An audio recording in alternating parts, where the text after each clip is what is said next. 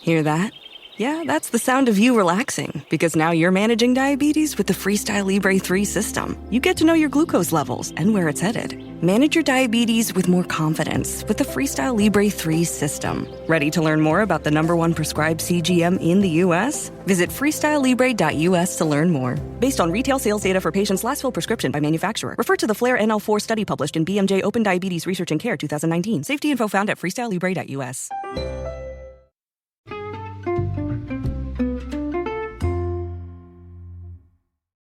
Hi, everybody, and welcome to the Dr. Psych Mom Show. Today, we're going to be talking about how to stop taking things personally, why you do this, the negative effects on you, and how you can stop. Of course, first, I will tell you to subscribe. My most recent subscriber episode was on, of course, a happy marriage is somewhat child-centered, and it seems that this got a little bit lost in the shuffle, that obviously, with small children, things are going to be somewhat child-centered, so that should not be something that's thought of as terrible. And I describe why and how and to what extent, etc. So today we're going to be talking about the common human, logical fallacy that things that people do are really mostly about you. This is certainly not true.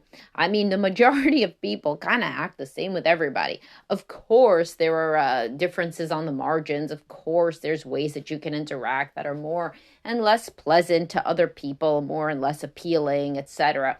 That's on the margins, though. So there's people that I work with, particularly if you were raised in a home that is very, very image conscious, where you were always taught to look at your impact on other people and to do the right quote unquote thing and not to be embarrassing and not do anything weird. If you were raised in a kind of home like that, then it's very hard to understand that if the cashier snaps at you, it's not because you were uniquely annoying on the checkout line and didn't unload your things quickly enough. It's hard to understand that that's about the cashier having a bad day.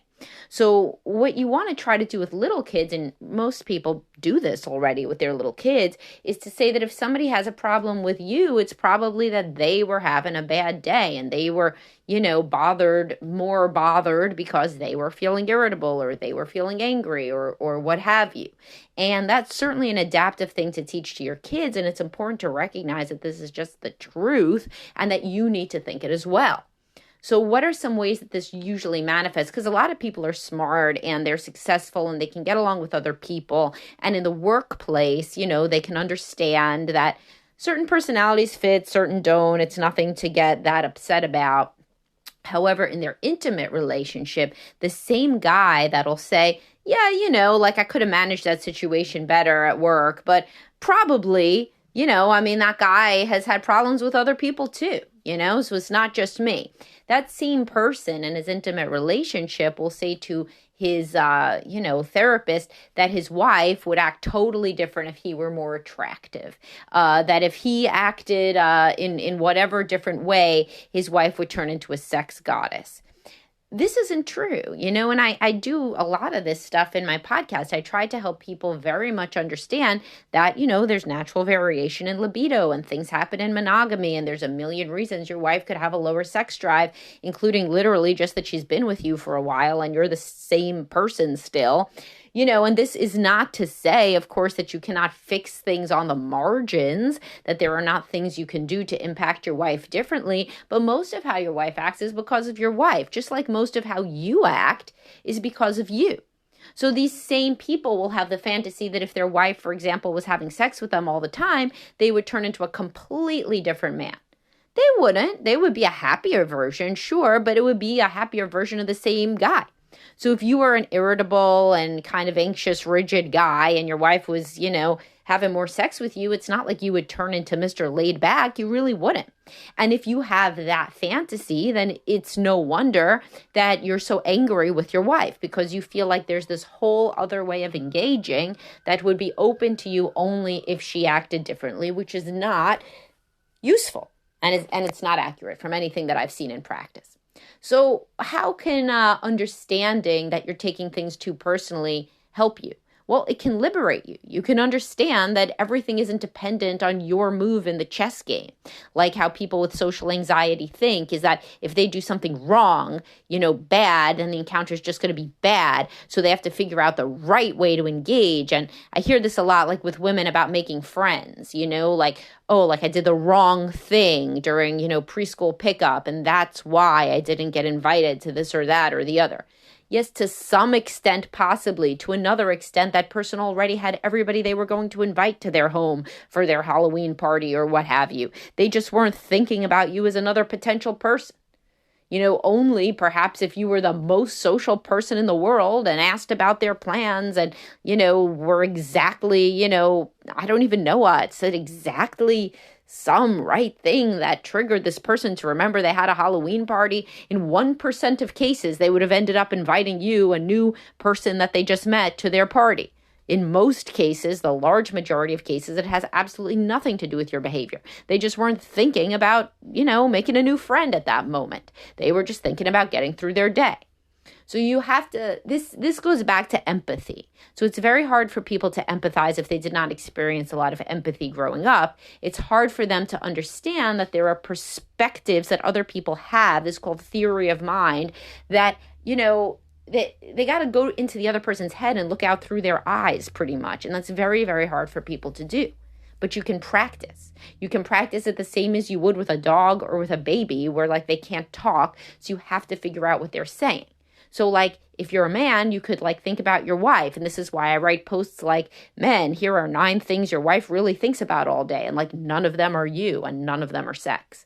And sure, sometimes women think about sex or their husbands, but most of the time they're just people. They get up, they say, what do I have to do? What time is it? What's in my email? When do I make my coffee? When do I have to get the kids to school? Okay, then I have work. What do I need to do there? And what am I going to wear? And I'm in the shower. You got to really go into her head and see it like, she's not sitting there thinking, man, I'm so disappointed that the man that I married can't bench press more. If he could, then possibly I would really want to give him a blowjob right now. This is just like not real, And so when, it's like those memes that are out there about what it's like when a man writes a woman in a book, like a male author. And it's like, like she looked into the mirror and was aroused at her own round breasts, like that's not like real. That's not what women think. And certainly, it's not helpful to think that what your wife thinks is some version of what you would think if you were your wife. No, your wife's a totally different person. So it's basically you're doing a character study and thinking, okay, given who she is, what is she thinking about? How could I make a day better for her on the margins? Of course, that's not going to change her whole personality. It's not going to cure her depression or her anxiety. But what could I do that would be being a good partner? And a woman, the same thing. So it's like mind-blowing for a lot of women that the guy's thinking so much about sex because they're not thinking about sex at all. So they can't picture that is what he thinks about in the back burner of his mind like all the time. So it can be extremely useful to go into his mind, basically in a sci-fi way and say, if I was him, from what I've learned, I would probably be thinking about sex right now. Strange. We're at a pumpkin festival, I would never be thinking about sex now, but I bet he is. And you could ask him to make sure that you're correct. Or he's probably thinking about work tomorrow, even though I'm home with the kids tomorrow. So I'm definitely not thinking about work. I can't really imagine what it would be like to be at the pumpkin festival thinking about work and sex because I'm not thinking about either one. But that is what he's thinking about. So if he's irritable, it's probably because he's worried about work and we haven't had sex. It's probably not because he thinks that there was a better pumpkin festival, which is what I am sitting here worrying about and thinking that I should have picked a different pumpkin festival. And on the other side, it would behoove the man to think she's not thinking about either work or sex, so she might be thinking about anything related to this pumpkin festival, the kids, if they're building memories, if they are having a good childhood, if she looks good in whatever she chose to wear that she asked me about earlier today. And I know she's worried about weight gain or her clothing being, the wrong clothes from last year or what have you. So the more you talk to your spouse in an open way, by the way, the easier this gets and the less you will take things personally. That's what a lot of couples counseling is having real honest conversations with people so they can understand what is taking, what percent of their spouse's waking thoughts are about them and what percent isn't. And a large part isn't, a lot of the time, unless there's profound marital problems. So you could also take this into if you have problems making friends. Most people that have any sort of social anxiety tendency overestimate the amount that other people are judging them. Most people are not thinking about you at all, and many of us can tell that to our kids and kind of forget it for ourselves. It's interesting when I do these things for Facebook, all these videos and stuff, sometimes something is viewed by a lot of people, and then you get way more comments. And it's like so obvious that the stuff's not about me. If they're like, you idiot, like it's wrong that there's any way to, make women want more sex. My wife hasn't had sex with me in 30 years. Well, I mean, they're not literally calling me stupid. They are angry. They're angry about their own situation, and they're using this as the projective test, the Rorschach test. My video makes them angry. Why? Because I'm talking about something that they don't have, and when you start out, it's easy to take a lot of that stuff personally and say, oh my God, he thinks I'm stupid. I wonder if everybody thinks I'm stupid putting out these videos. And then it becomes obvious that it's not. It has nothing really to do. It's just what you are saying that provokes a certain reaction in somebody based on their own experience. If you can shift your mindset in this way, which is something that cognitive behavioral therapy helps with a lot, then you're a lot freer because you could do whatever you want really within the bounds of being a kind and ethical and empathic person. But if you're just trying to live your life to avoid judgment, then you can kind of stop because people are going to judge you anyway. Kind of no matter what you do, people are going to judge you because they are living their own lives and it has nothing to do with you. And if you wear a red shirt and their mother that they hate always used to wear red shirts, they're not going to like you. And so there's nothing you could do about that because you can't mind read that you shouldn't wear a red shirt. So it's kind of like that in working, as I've said multiple times, with children who are anxious and teens because they overestimate constantly how much everybody is judging them. And most parents, know this and they could say, it's not about you. It's not about you. Don't you see it's not about you, how that person reacted? But then in their own lives, they will think that their boss is so disappointed with them versus thinking, why would somebody act like, a bitch? Oh, she's probably having a bad day. That's why I act like a bitch. So, because I'm having a bad day when I have a bad day. So why wouldn't it be the same for her? And so if you can train yourself, if you can basically reparent yourself as though you had been parented by a parent who had said to you constantly, it's kind of not about you, like, don't worry. It isn't about you if that person's having a bad day. If, of course, you heard from a parent the opposite, like, a parent who was always trying to shame you and tell you you weren't doing the right thing and other people were judging you, then this can be very, very hard change, but it's certainly worth it, because it helps so much in how you interact with others and whether you actually enjoy your life and your interactions or whether you're kind of terrified of judgment all the time by intimate partners, friends, coworkers, etc. So it's something to really think about, is that other people's personalities and most of their behaviors have very little to do with you. You can impact them on the margins, but their basic personality and the basic thing that they were going to do in any given situation is pretty much what they were going to do in any given situation, as with you.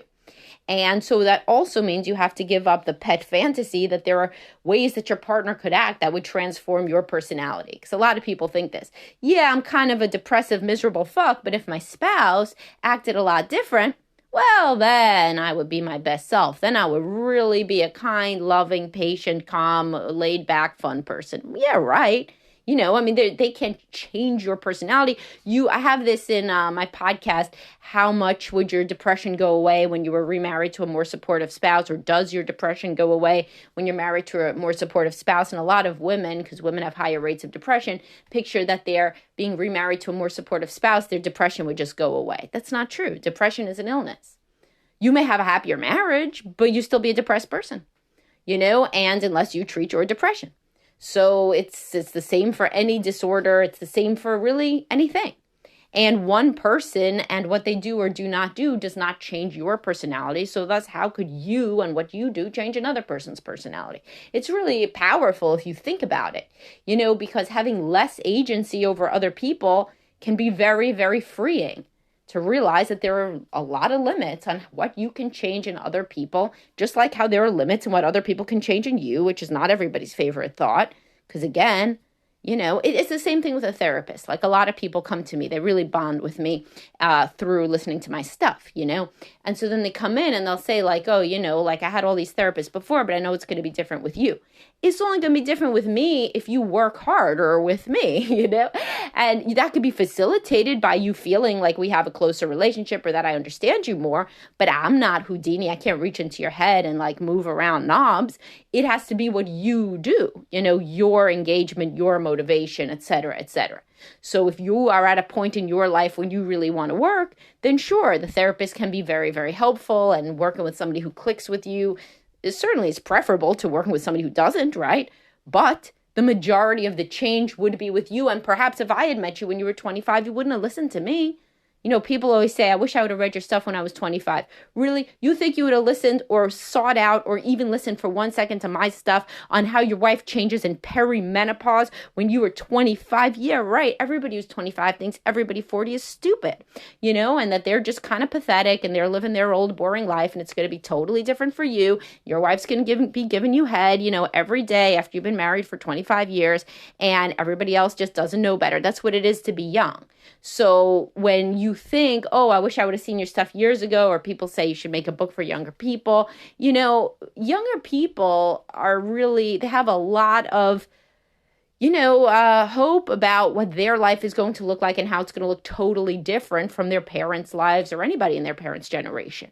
And you got to understand that that's a normal part of being a young person. So, for example, if your children don't listen to your advice, it's not that like you're giving it in a bad way. It's that children don't really listen to parents' advice. Because you got to remember, when you were young, did you really listen to every word that came out of your parents' mouths? No, you thought that they were from a different generation. They didn't understand, et cetera, et cetera. So it was your personality that was the impactful variable in how you chose to interact. It wasn't that your parents delivered a message in some way that was subpar. So what I'm really addressing is just the limits of this idea that, people can personally affect one another wholly. That's a bidirectional collaborative process. A person has to be ready to be impacted and to be trying hard in order to be impacted by another human being, no matter where it is. So stop taking things so personally in that you think that there is some magic way that human beings can unilaterally impact each other, or that they matter so much to each other. What really matters to any individual human being is what's going on in their head, their life, their greater context at the time. Then when you interact with them, you are but one variable in their life. You are not the thing that makes or breaks their day, their sex drive, their personality, their parenting style, and so forth. All right, I hope you guys found this to be interesting or useful, and it's something always to bring up with your own therapist. If you think of things that are interesting from my podcast, they make you think about things, and you could have other topics to bring up, whether or not you work with me or my people or your own people, therapists or coaches or whatever. And I will talk to you all soon, guys. Please join the Facebook group if you like to listen to these topics. They are all that we talk about in there. $4.99 a month, blue subscribe button on the Dr. Psych Mom Facebook page. Thanks.